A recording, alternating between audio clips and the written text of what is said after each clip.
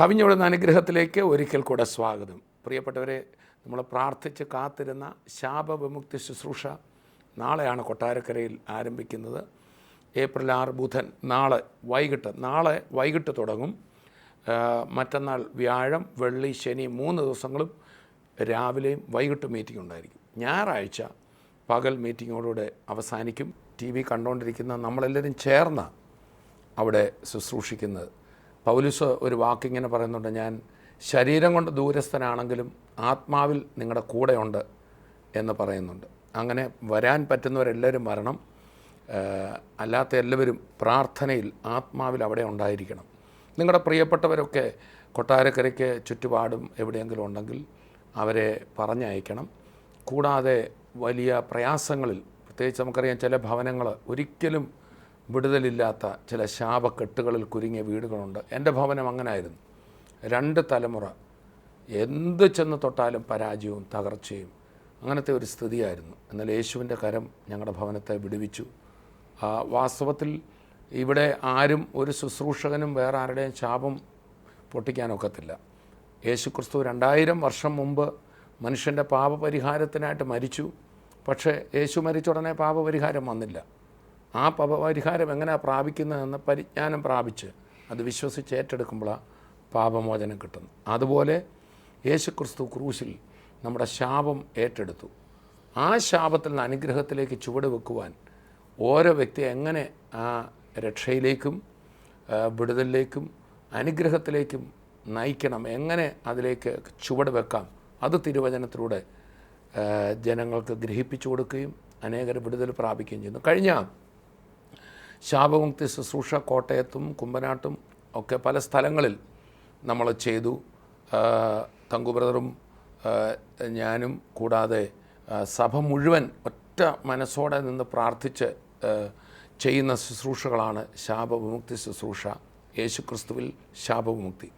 ആ കോട്ടയത്തും കുമ്പനാട്ടും മുൻപ് നടന്ന പല ശാപവിമുക്തി ശുശ്രൂഷയിലും അത്ഭുതകരമായ വിടുതലുകൾ, സൗഖ്യങ്ങൾ കർത്താവ് ചെയ്തു.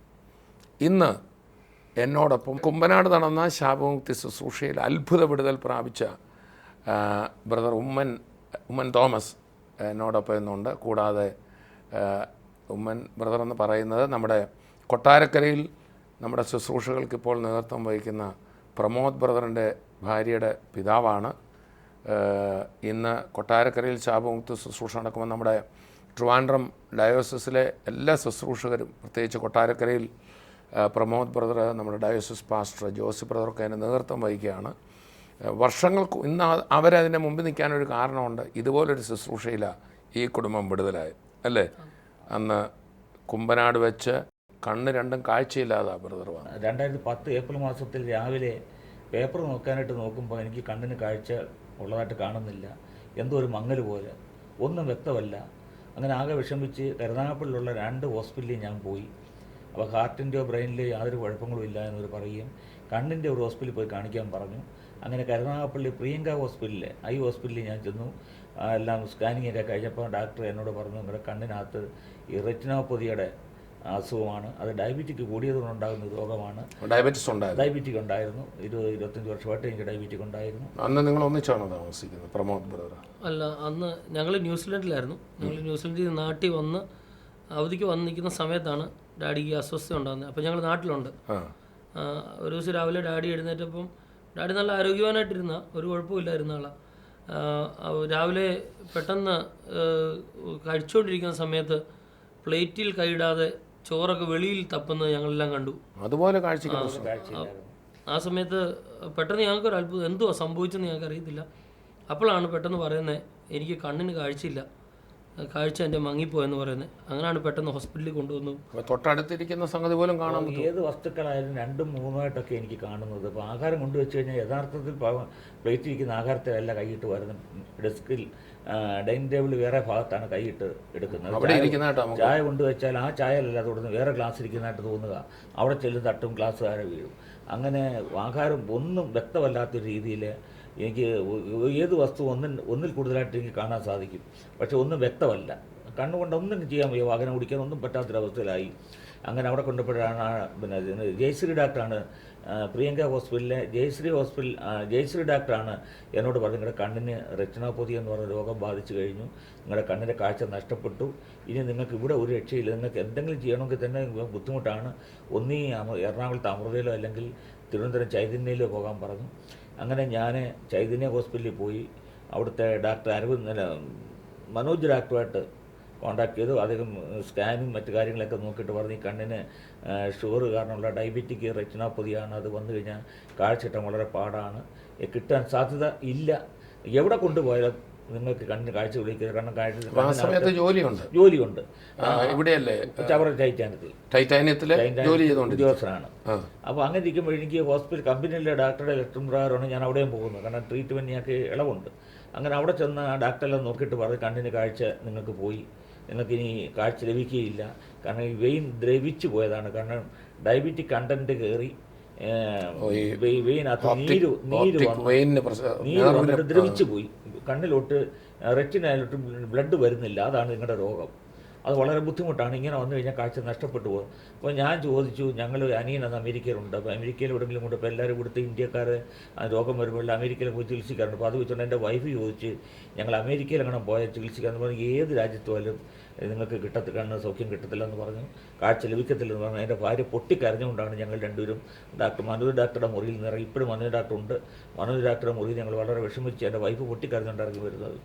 അങ്ങനെ ഇരിക്കുമ്പോഴാണ് ഞാൻ കമ്പനിയിൽ എനിക്ക് വാഹനം കാർ ഓടിക്കാനോ ബൈക്ക് ഓടിക്കാനോ പറ്റാത്ത കണ്ടീഷൻ വന്ന്, അങ്ങനെ ഞാൻ കമ്പനിയിൽ രാജിവെക്കാനായിട്ട് ഞങ്ങളുടെ DGMൻ്റെ ഒപ്പിൽ ചെന്നപ്പോൾ അദ്ദേഹം എന്നോടുള്ള ആ വ്യക്തി സ്നേഹം കാരണം അദ്ദേഹം പറയും, ഉമ്മച്ചൻ വെറുതെ എങ്ങനെയെങ്കിലും ഇവിടെ വന്നാൽ മതി, ഉമ്മൻ ജോലി ഒന്നും ചെയ്യേണ്ട, ഉത്തരവാദിത്തപ്പെട്ട ഒരു കാര്യം ചെയ്യട്ടെ, ഓഫീസിൽ എവിടെയെങ്കിലും ഇരുന്നാൽ മതി, അത്ര പ്രയാസത്തിൽ എന്നോട് രാജിവെക്കാൻ തീരുമാനിച്ചു. രാജിവെക്കണമെന്ന് പറഞ്ഞു കഴിഞ്ഞാൽ അന്ന് വലിയ മാനസികാവസ്ഥ കിടക്കും. ഒന്ന് കടഭാരമാണ്, ആ കാര്യം ദിവസം ഇതിനു മുമ്പ് വലിയ കടഭാരത്തിൽ ഞങ്ങൾ വീടൊക്കെ വിറ്റ് വാടക വീട്ടിലാണ് താമസിക്കുന്നത്. ആ മാനസിക ബുദ്ധിമുട്ട്, ഡാഡി ഒരു സിഗരറ്റ് വലി ഒരു ദുസ്വഭാവം ഒന്നുമില്ല, പക്ഷേ സഹോദരങ്ങൾ ഡാഡിയുടെ ചെറുപ്പത്തിൽ തന്നെ ഫാദർ മരിച്ചുപോയി. അപ്പോൾ സഹോദരങ്ങളെല്ലാം പഠിപ്പിക്കുകയും അവരുടെ വിദ്യാഭ്യാസം എല്ലാം ചെയ്ത് ആ ചെറിയ ശമ്പളത്തിൽ ഒത്തിരി കടമായിപ്പോയി.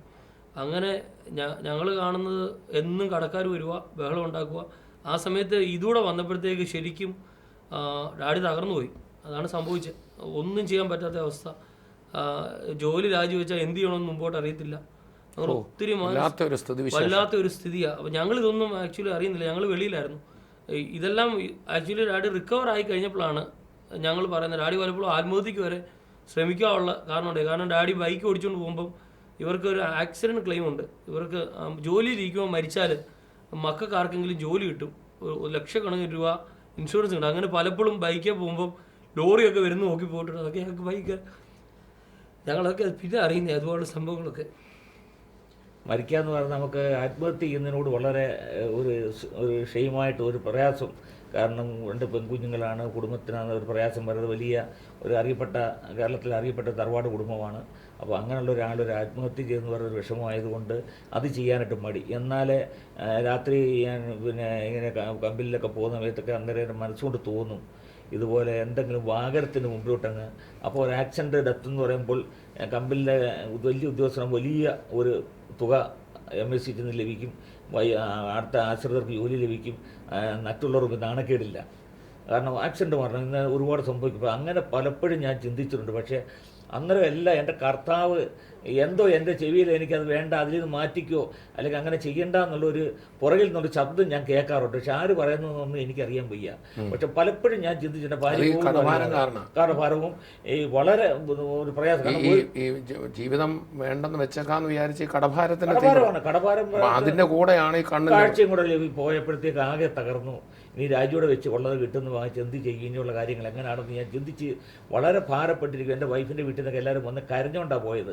കാരണം എനിക്ക് അവരുടെ മുമ്പിൽ അവരൊക്കെ വളരെ എന്നെ വന്ന് കണ്ടിട്ട് കണ്ണിൽ വട വിട്ട് വന്ന്. ഈ ഉണ്ടായ സൗഖ്യം എന്ന് പറഞ്ഞ ചെറിയൊരു സൗഖ്യമല്ല, അത്ഭുതം. അങ്ങനെ ഇരുന്നാണല്ലോ കുമ്പനാട് ശാപമുക്തി ശുശ്രൂഷയിലേക്ക് വരുന്നത്. അതിനെങ്ങനെ സാഹചര്യം ഉണ്ട്? അത് പത്രത്തിലാണ് കാണുന്നത്. പത്രത്തിൽ കണ്ടപ്പോൾ ഇതുപോലെ ഞാൻ സ്വർഗീയത്തിന് 2003 പോലെ പോകുന്നുണ്ട്. അപ്പോൾ ഞാനിങ്ങനെ പറഞ്ഞ ഡാഡി ഇപ്പം ഇവർ എടപ്പള്ളിയിൽ വീടൊക്കെ വിറ്റിട്ട് പോയി എടപ്പള്ളി താമസ സമയത്ത് അവിടെ മീറ്റിങ്ങിന് പോകുന്നുണ്ട്. ഞാൻ പറഞ്ഞാൽ അവിടെ മീറ്റിങ്ങിന് പോകണം. അവിടെ വെച്ച് കുടുംബമായിട്ട് സ്നാനപ്പെട്ടു. അങ്ങനെ ഈ ബുദ്ധിമുട്ട് നിൽക്കുന്ന സമയത്ത് ഒരു ദിവസം ഈ കുമ്പനാട്ടെ മീറ്റിങ്ങിൻ്റെ പരസ്യം കാണുന്നത്. അപ്പോൾ ഞാൻ ഡാഡിയോട് പറഞ്ഞ ഡാഡി അന്ന് എനിക്ക് തോന്നുന്നു അന്ന് രാവിലെയാണ് ഈ കണ്ണിന് അസ്വസ്ഥത ഉണ്ടായ. അത് കഴിഞ്ഞ് ഒരു 2 ആഴ്ച കഴിഞ്ഞ് ഹോസ്പിറ്റലിലെല്ലാം പോയി ഒരിതും ഇല്ലാതെ വന്ന് വീട്ടിൽ ഇരിക്കുമ്പോഴാണ് ഈ ചോറൊക്കെ വീണ്ടും ഇതുപോലെ തപ്പി കഴിക്കുന്ന ഒരവസ്ഥ. അപ്പോഴത്തേക്ക് ഞങ്ങൾക്ക് മാനസികമായിട്ട് അങ്ങനെയാണ് പേപ്പർ നോക്കുമ്പോഴാണ് കുമ്പനാട്ടെ ഈ മീറ്റിംഗ് കാണുന്നത്. അങ്ങനെ ഞാനും ഡാഡിയുടെ ബ്രദറും, അന്ന് ഡാഡിയുടെ ബ്രദർ നാട്ടിലുണ്ട്, ഡാഡിയുടെ ബ്രദറോടാണ് കുമ്പനാട് കൊണ്ടുവരുന്നത്, ശാപമുക്തി കൊണ്ടുവരുന്നത്. എനിക്ക് ഇന്നത്തെ പോലെ ഞാനിവിടെ ഇരിക്കുമ്പോൾ എനിക്ക് അന്ന് കൊണ്ടുപോയ ഒരു 6 വർഷം പുറകെ ഇന്നത്തെ പോലെ ഓർമ്മയുണ്ട്. ഞാൻ കാറേ നിറക്കിയിട്ട് 2 കൈയും പിടിച്ച ഞങ്ങൾ അകത്ത് കൊണ്ടിരുത്തുന്നതും. അപ്പോൾ അടിക്ക് ഭയങ്കര അസ്വസ്ഥയാണ്. മുമ്പ് നടക്കുന്ന ഒന്നും കാണത്തില്ല, ഭയങ്കര ശബ്ദം മാത്രം കേൾക്കാം. തപ്പിയാണ് വരുന്നത്. അങ്ങനെ ഞങ്ങളവിടെ ഇവിടെ മീറ്റിംഗ് തുടങ്ങിക്കഴിഞ്ഞു. അങ്ങനെ മീറ്റിംഗ് എല്ലാം തീർന്നു കഴിഞ്ഞാൽ തോമസ് കുട്ടി സ്റ്റേജിൽ ഇരിക്കുമ്പോഴാണ് ഇവർ സ്റ്റേജിൽ ഇങ്ങനെ ആളുകളെ പ്രാർത്ഥിക്കുകയൊക്കെ ചെയ്യുന്ന കൂട്ടത്തിൽ ബ്രദർ പഠിച്ചിട്ട് നോക്കിയിരിക്കുമ്പോഴാണ് എന്നെ ഇവർ രണ്ടുപേരും, എൻ്റെ അനിയനും എൻ്റെ മോനൂടെ കയറി കൈക്ക് പിടിച്ചുകൊണ്ട്. അപ്പോൾ ബ്രദർ എന്താണ് സംഭവിച്ചത്, ഇങ്ങനെ നല്ലൊരാളിനെ കൈക്ക് പിടിച്ചുകൊണ്ടത് എന്താണ്? ബ്രദറും ആകെ വിഷമിച്ചിങ്ങനെ ഇരിക്കുകയാണ്, ഇതെന്താ സംഭവിച്ചതെന്ന് അറിയാനായിട്ട്. അങ്ങനെ കൊച്ചുങ്ങൾ സ്റ്റെപ്പ് കയറി എന്നെ ആ തടിയുടെ സ്റ്റെപ്പുണ്ട് അവർ സ്റ്റേജിലോട്ട് കയറുന്നത്, അതിൽ കയറി അവിടെ ബ്രദർ ചോദിച്ചു എന്താ പറ്റി ബ്രദറെന്ന് ചോദിച്ചപ്പോൾ കുട്ടികൾ പറഞ്ഞ് കണ്ണിന് കാഴ്ച നഷ്ടപ്പെട്ട റെറ്റിനോപ്പതി എന്ന രോഗമാണ്. അപ്പോൾ ഡാക്ടർ വെച്ചെങ്കിൽ എവിടെയെങ്കിലും കൊണ്ട് കാണിച്ചു, അതിന് ഡാക്ടർമാരെ കാണിച്ചു.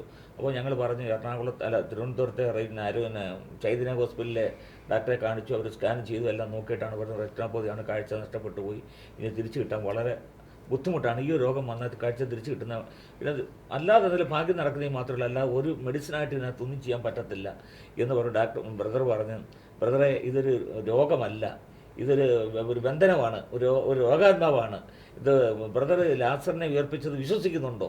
എന്നാൽ ബ്രദർ സൗഖ്യം കാണും, യേശുവിനെ മൊത്തം കൊണ്ടു. ഞാൻ തീർച്ചയായിട്ടും ഉണ്ടെന്ന് ഞാൻ പറഞ്ഞ് വിശ്വസിച്ചു. ബ്രദർ എൻ്റെ തലയിൽ തൊട്ട് പ്രാർത്ഥിച്ച്. അപ്പോൾ എനിക്ക് ഒന്നും കാണാൻ വയ്യാത്ത പിടിച്ചുകൊണ്ട് വന്ന സ്റ്റെപ്പ് എനിക്ക് അവിടെ വെച്ച് തന്നെ എനിക്ക് കാണാൻ പറ്റിയ അവിടെ വെച്ച് തന്നെ ആ പടികൾ ഇറങ്ങി വരുന്നത്, പടികൾ ഇങ്ങനെ ഉണ്ടെന്ന് എനിക്ക് മനസ്സിലായി. അങ്ങനെ അത് ഇറങ്ങി വന്ന് അവിടെ മുതൽ എനിക്ക് വളരെ പൂർണ്ണമായി എനിക്ക് വിടുതൽ എൻ്റെ കർത്താവ് എനിക്ക് തന്നു. പ്രാർത്ഥിച്ചു കഴിഞ്ഞപ്പോൾ ഞാനും പപ്പായുടെ ബ്രദറും മറന്നുപോയി ഡാഡിയെ കൊണ്ടുവരാൻ. ഞങ്ങളിങ്ങനെ ഇറങ്ങിപ്പോയിരുന്നു. ഞങ്ങൾ തിരിഞ്ഞു പോയി ഡാഡി തന്നെ ഇറങ്ങി വരുന്ന ആ സ്റ്റെപ്പ്.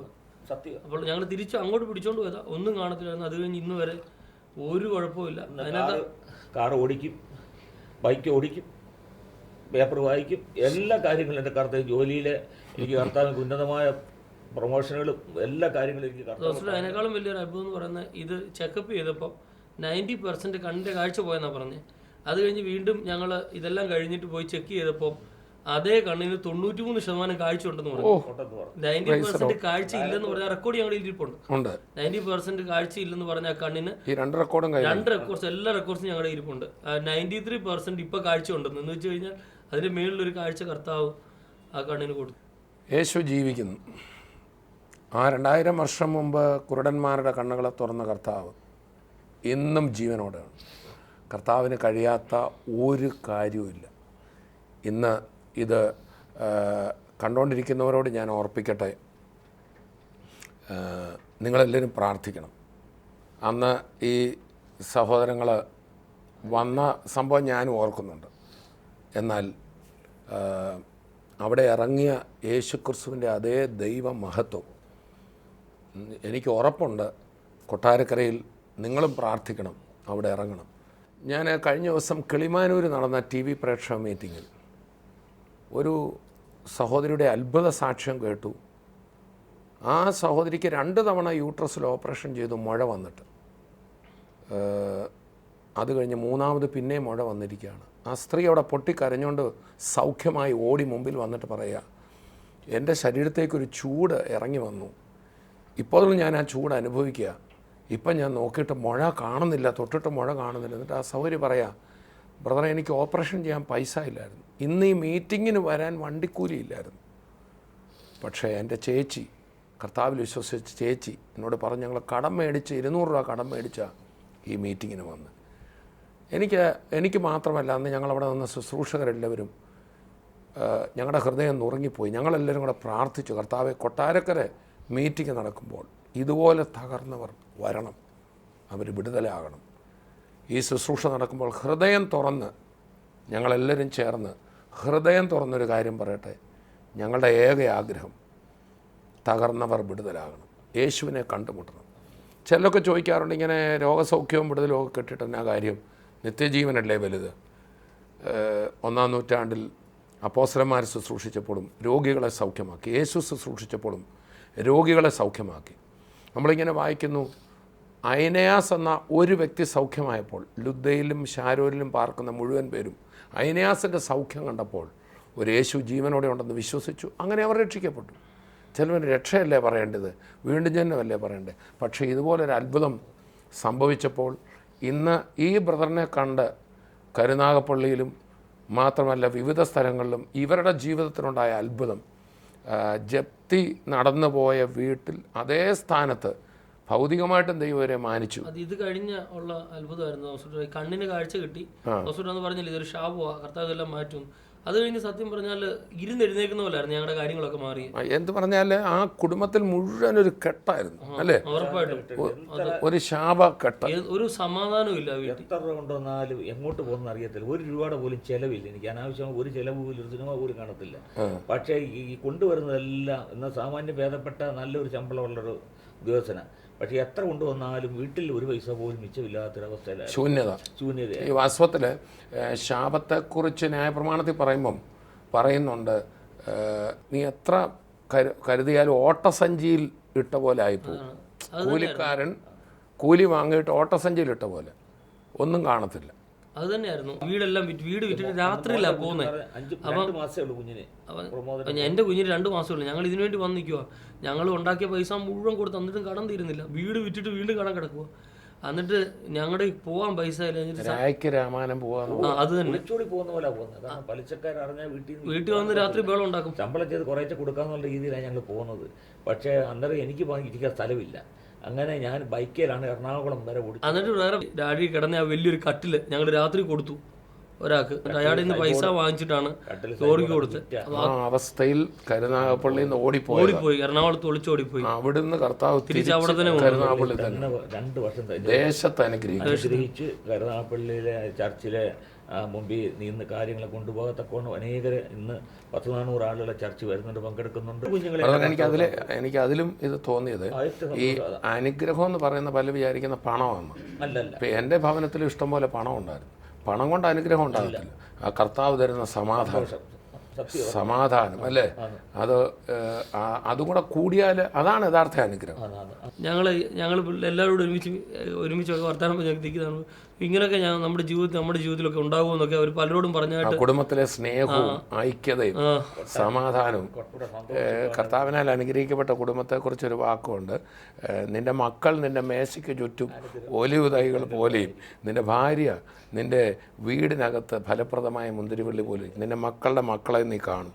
കർത്താവിനാൽ അനുഗ്രഹിക്കപ്പെട്ടവൻ്റെ കുടുംബം ഇങ്ങനെ ആയിരിക്കും. അപ്പം കർത്താവിൻ്റെ അനുഗ്രഹം എന്ന് പറയുന്നിടത്ത് സമാധാനമുണ്ട്, സന്തോഷമുണ്ട്, നിത്യജീവൻ്റെ ഉറപ്പുണ്ട്, എന്താ പറയുന്നത്, തമ്മിൽ സ്നേഹമുണ്ട്, ഭൗതികമായ നന്മയുണ്ട്. ഭൗതിക നന്മയുണ്ടെങ്കിൽ അത് അനുഭവിക്കാനുള്ള ഒരു യോഗം കൂടെ ഉണ്ട്. അത് കഴിഞ്ഞ് പിന്നെ ഈ സൗഖ്യം കഴിഞ്ഞപ്പോഴത്തേക്ക് സംഭവിച്ചെന്ന് ചോദിച്ചു കഴിഞ്ഞാൽ പെട്ടെന്ന് ഞങ്ങൾക്ക് സാമ്പത്തിക വഴികളൊക്കെ തുറന്നു. ഞങ്ങൾ ന്യൂസിലൻഡ് ബിസിനസ്സുകളൊക്കെ തുടങ്ങി. അതെല്ലാം കർത്താവ് വഴികൾ ഒരുക്കി. പെട്ടെന്ന് ആ തകർന്ന എല്ലാവരും കർത്താവിനോട് ഒത്തിരി. കേവലം കണ്ണിന്റെ ഒരു സൗഖ്യമല്ല, യഥാർത്ഥ രക്ഷയുടെ അനുഭവം ജീവിതത്തിലുണ്ട്. ഉറപ്പായിട്ടും എല്ലാവരും പിന്നെ സ്ഥിരമായ ആരാധനയ്ക്ക് പോകാൻ തുടങ്ങി. ശരിക്കും ആ മനസ്സിൽ പലരും ചിന്തിക്കുന്നത് എന്തിനാ സൗഖ്യം, എന്തിനാ വിടുതൽ, രക്ഷ പറഞ്ഞാൽ പോരെ. വാസ്തവത്തിൽ ആ ഐനയാസിനെ കണ്ട് അനേകർ രക്ഷിക്കപ്പെട്ടു. ഇന്ന് ബ്രദറിന്റെ സൗഖ്യം കണ്ടപ്പോൾ ആ കുടുംബത്തിലുള്ള എല്ലാവരും അല്ലേ, ഒത്തിരി പേര് കർത്താവിലായി. സത്യം പറഞ്ഞാൽ ഞങ്ങൾ വീടൊക്കെ വിറ്റിട്ട് പോയപ്പോൾ ഞങ്ങളുടെ ഒരു ലെറ്റർ വന്നാൽ ഞങ്ങളുടെ പറയുന്നത് തെറ്റാണ്. ഞങ്ങളുടെ ബന്ധുക്കളൊക്കെ പറയായിരുന്നു അത് കീറിക്കളഞ്ഞേക്ക് പോസ്റ്റ്മാനോട്. അവരിപ്പോഴും ഞങ്ങളെ കാണും പറയും അവരൊക്കെ മരിച്ചു പോയെന്ന് തോന്നുന്നു, അവരൊന്നും ഒരു വിവരമില്ല. ഞങ്ങളുടെ വീടിൻ്റെയും എൻ്റെ ഓഫീസിൻ്റെയും ഒക്കെ അവിടെ വന്ന് ഇവർ പലപ്പോഴും പാത്ത് നോക്കുന്ന ഞങ്ങൾ പലപ്പോഴും കണ്ടിട്ടുണ്ട്. കാരണം ഞങ്ങളുടെ ഈ അനുഗ്രഹം ഭയങ്കര അത്ഭുതമാണ് ഇവർക്ക്.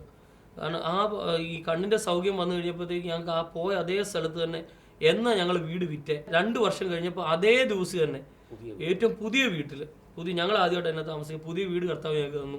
വണ്ടികൾ ദേശത്ത് ഞാൻ നിന്നെ അനുഗ്രഹിക്കുന്നു, ദേശത്ത് സത്യമായിട്ട്. അപ്പം എന്നാ അതിനേക്കാളും വില കൂടിയ വാഹനങ്ങളൊക്കെ. അതിലുപരി ഏറ്റവും രസം ഇന്ന് ഇവരെല്ലാം ശുശ്രൂഷയുടെ മുമ്പിൽ നിൽക്കുക. അവർ കരുനാഗപ്പള്ളിയിലും കൊട്ടാരക്കരയിലും ഇന്ന് ഈ മീറ്റിങ്ങിനൊക്കെ വേണ്ടി അവർ ഓടി നടക്കുമ്പോൾ എല്ലാവരുടെയും ആഗ്രഹം അത്രേ ഉള്ളൂ, ഞങ്ങളെ വിടുവിച്ച യേശു അനേകരെ വിടുവിക്കണം. ഇന്ന് പൈസ കിട്ടി അല്ലെങ്കിൽ വീടുണ്ടായി എന്നൊന്നുമല്ല, ഇന്ന് ആത്മാക്കളെ നേടാൻ വേണ്ടി അല്ലേ ഒരു വ്യക്തിയും കൂടെ കർത്താവിന് വേണ്ടി ആകുക എന്ന്. അതിലുപരി ഏറ്റവും രസം ഇന്ന് ഇവരെല്ലാം ശുശ്രൂഷയുടെ മുമ്പിൽ നിൽക്കുക.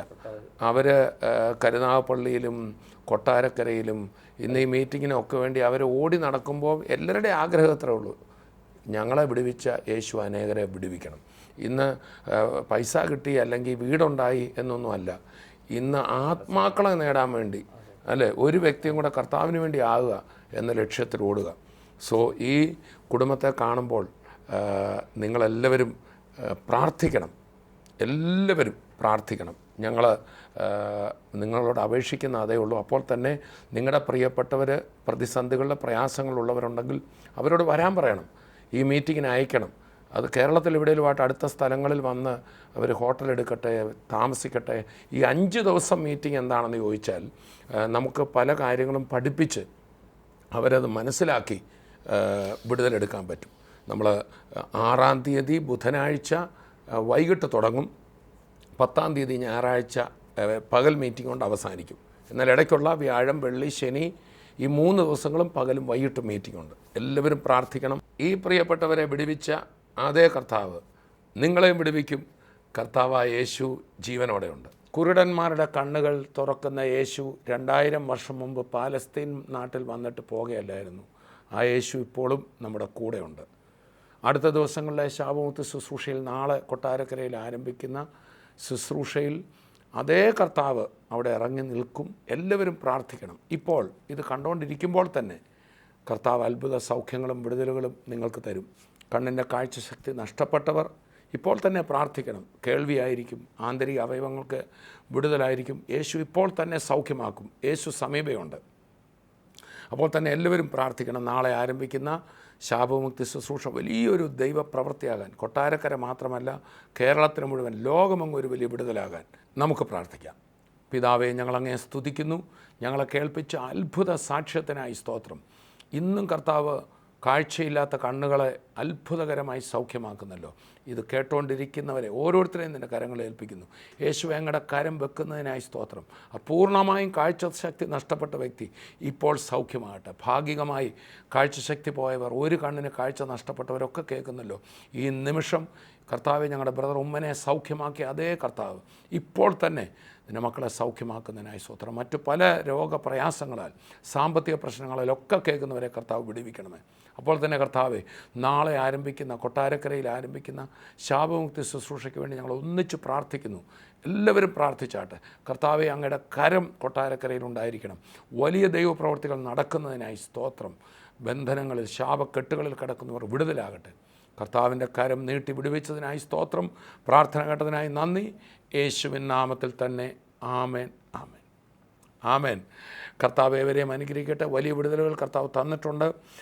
കൊട്ടാരക്കര മീറ്റിങ്ങിന് വേണ്ടി എല്ലാവരും പ്രാർത്ഥിക്കണം. നാളെ മറക്കരുത്. നാളെ വൈകിട്ട്, ബുധനാഴ്ച വൈകിട്ടാണ് ആരംഭിക്കുന്നത്, ഞായറാഴ്ച പകൽ വരെ. മറ്റെല്ലാ ദിവസവും പകലും വൈകിട്ടും മീറ്റിംഗ് ഉണ്ട്. സോ അടുത്ത എപ്പിസോഡിൽ നമുക്ക് വീണ്ടും കാണാം. അതുവരെയും കർത്താവ് തൻ്റെ കൃപയിൽ നമ്മെ സൂക്ഷിക്കട്ടെ. I bless you in Jesus' name. Amen.